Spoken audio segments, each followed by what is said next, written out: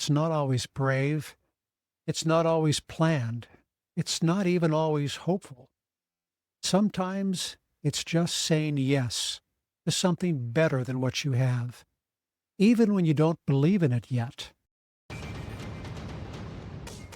I'm Paul Johnson, and this is Ultra Getsome, a podcast of stories about who we are, how we struggle, and why we keep going. This special edition is devoted to a single word, Cocodona. It's a made-up name, a fusion of Sedona and the Coconino Plateau. But for those who know it, Cocodona means something very real. It's a 250-mile foot race across Arizona, from blistering desert floor to cold, thin air above the tree line. But for most runners, Cocodona is never just about distance. It's about risk, crossing a threshold, saying yes to something you don't fully understand. This series is about that moment when you don't know what's ahead, but you go anyway. We're calling this series Choosing the Unknown, and it begins not with a runner, but with a man who once chose heroin and then chose something else. This is a true story. Some details have been changed to protect the people involved. Greg lived at his girlfriend's apartment on the edge of Tucson, Arizona.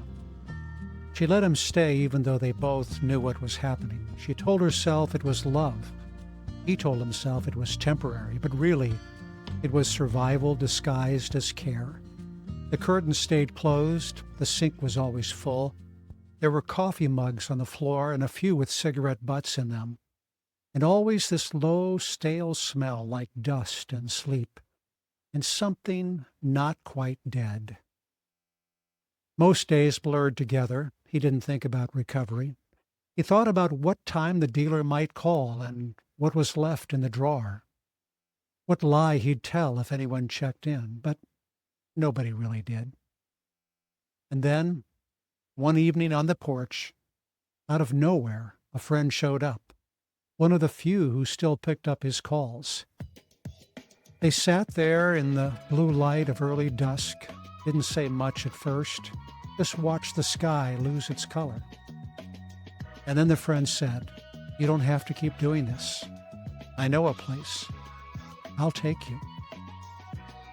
No judgment, just the offer, like a door left slightly open. Greg didn't believe he could stay clean, didn't believe he deserved to, but something cracked open. Not with a flash of light or a voice from the clouds, just a quiet thought, maybe not even his own. You don't have to die like this. Greg packed a plastic grocery bag with 2 shirts and a toothbrush, got in the car the next morning, didn't leave a note, didn't say goodbye, just left. The detox center was small, tucked behind a church on the edge of town. He went through hell the first few days, couldn't stop sweating, threw up everything, shook so hard they had to hold his arms still.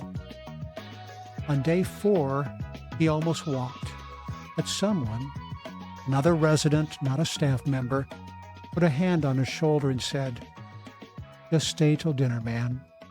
That was it. But for Greg, it was enough. He stayed.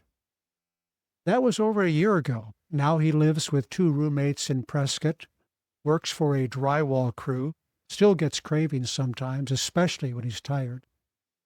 But he goes to meetings, texts his sponsor, and every month he sends one simple message to the friend who picked him up that morning. Still here. That's what choosing the unknown looks like. It's not always brave. It's not always planned. It's not even always hopeful. Sometimes it's just saying yes to something better than what you have, even when you don't believe in it yet. Maybe that yes comes from within. Maybe it comes from someone's kindness. Or maybe, in the quietest way, it comes from God. A whisper in the dark that says, "There's more than this. Keep going." And maybe you know what that feels like. Maybe you've stood in that same place, a life that's no longer working and a future you can't quite see. You didn't need a guarantee. You just needed a hand on your shoulder, a ride, a little faith. This episode of Ultra Getsome is about stepping into the unknown, not finish lines, not certainty, but the quiet courage it takes to begin again. This episode is about Cocodona, but it's really about Greg and about you and me, and the mystery of what happens when we choose the unknown. Next time on Ultra Getsome, we leave the porch in Tucson and head to the start line of a 250-mile foot race across Arizona. But the race doesn't start the way you think, because 3 weeks earlier I ran something even longer. And somewhere around mile 100, my body started leaning again, a subtle tilt, the kind you don't notice at first until you can't stand up straight. I'd seen it before. I'd dropped out of races because of it. But this time, I had a plan. A 90-year-old osteopath, a crew with a lacrosse ball, and a technique that just might fix it, or break me trying. Because dignity, it's optional when you're running 300 miles. Chapter 1, the starting line isn't always the start. That's next week on Ultra Getsome. This episode was reported, produced, and edited by your host, Paul Johnson. I want to give a huge thanks to everyone who supports Ultra Getsome, to everyone who is part of Ultra Getsome. Your support makes big projects possible, and I am so grateful. I will see you in the next episode.